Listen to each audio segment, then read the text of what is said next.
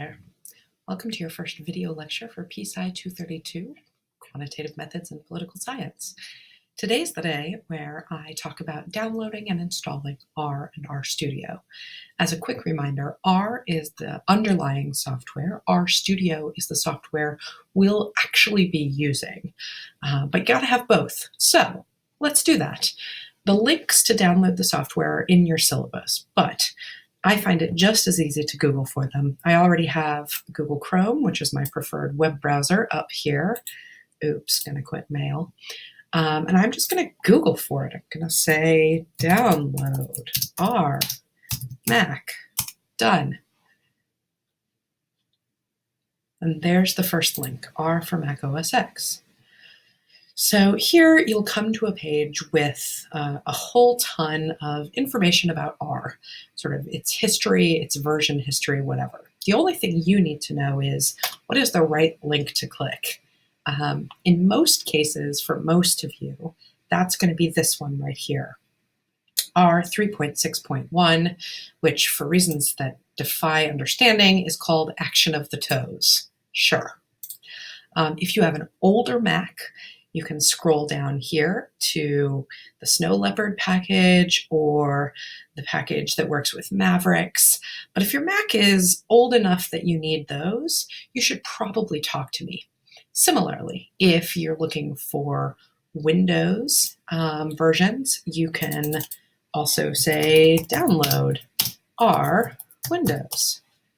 And it'll take you to a very similar page that is just specific to Windows. Oh, what do you know? Install R for the first time. Download. So it's not so similar, but it is equally usable. All right, I'm going to go back to my Mac OS X download. I'm going to click on the package that I need, click, and I'm going to save it to my desktop. You could save it somewhere else, that's fine. I, as a sort of general practice, save new software on my desktop. And now I'm going to open it up. You can open it by clicking in the bar in Google Chrome on the bottom left, or you can open it by scooting over here and seeing the actual package icon. So double click that. And that gives us the installer. Excuse me. I'm going to hit continue, continue, and I'm going to agree with the software license agreement. And a nice thing about R and RStudio both is that they're free and open source software, so I can feel pretty good about agreeing to the terms of that license agreement. There we go. It's going to ask, where do you want to install it? I would like to install it for all users of this computer. You will probably want to do the same, mostly because you're the only user. I'm going to hit continue and install, and then type your password. And now it's going to install. Less than a minute, that's good. This, by the way, is how quickly this process runs on my office machine. It might take longer or shorter on your machine. It's no big deal. Unless it takes like 5 or more minutes, I wouldn't worry about it. Great. This installation was successful. Fabulous. So I'm going to click close. And that is literally the last time we're ever going to deal directly with R. Woohoo! Next thing to do is to Google for an RStudio download. So here we're going to go download RStudio. That's all one word, Mac. There it is. Download RStudio. So RStudio, as you can see, is much prettier than R. It was designed to be sort of more user-friendly, although, as you'll see, it can still be a bit intimidating. We're going to scroll down here, and the version that everyone should get is the RStudio Desktop free version. It does everything that you could possibly need it to do during this class, I swear. So click download. That scrolls you down here.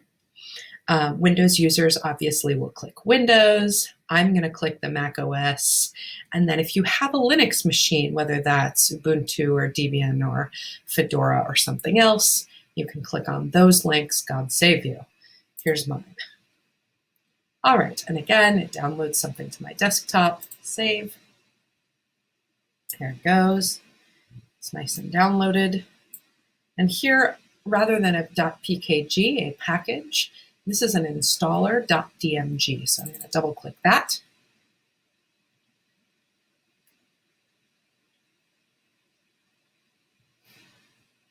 It's taking some time. So with a .dmg installer, typically all you need to do is to take the icon for the program you're interested in and drag it into the alias for your applications folder. That's this. So I'm going to click and drag. And there it goes. Click and drag. There we go. I already have a version of RStudio. You probably will not get this little message. But yes, I do want to replace it with the newest version. Click Replace. So now RStudio is being copied to your computer. Copying, copying, copying. This 5 seconds is going to last 10 or 20 seconds instead. And we're done. So once the installation has finished, my suggestion is to get rid of the extra stuff on your desktop. Typically that's installers like these. So I'm just going to take these, we don't need them anymore, and stick them in the trash. To actually open RStudio, which again is the only thing you're going to need to open, you can open a new Finder window. New Finder, whoop, no, not edit. Can open a new Finder window and click Applications and scroll down until you see RStudio. You should always open RStudio this way or open RStudio by opening an RStudio, a .r file. Excuse me. Just to make sure that you're always opening the same version of RStudio. So double click, open it up. Takes a minute the first time.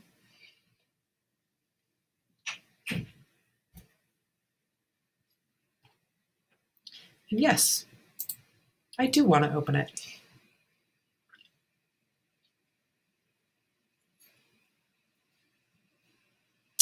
Okay, so this is a bug I've been getting nearly every time I open RStudio lately. I don't know what it means. It doesn't seem to affect performance. So I'm just going to go ahead and click Reload. If you run into that problem, you do the same. So it'll think for a moment, and then this is what you're going to see. So in our next video, we'll talk about just exactly what in the world are you seeing here. But that's all for this moment. Have a good day.